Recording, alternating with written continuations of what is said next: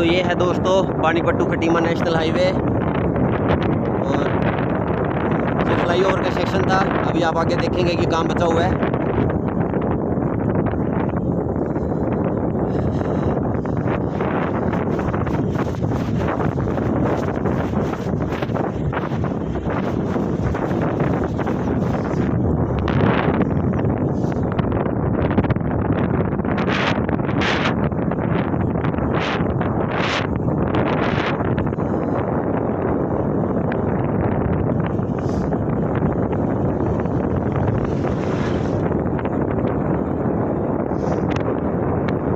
तो आपने देखा पीछे का पैच बचा हुआ। अब आपको आगे पुल का काम होता हुआ दिखाते हैं। जो आगे पुल के ऊपर कंस्ट्रक्शन हो रही है।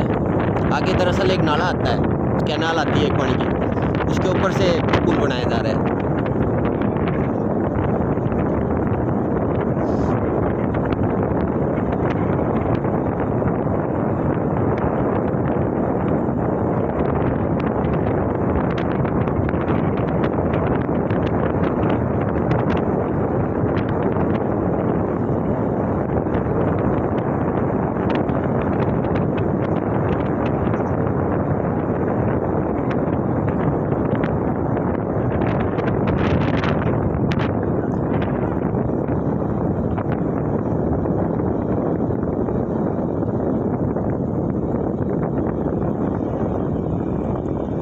जो आप देख सकते हैं बाउंड्री वॉल का काम भी पेंडिंग है, बीच में डिवाइडर भी बनाना ही ने अभी।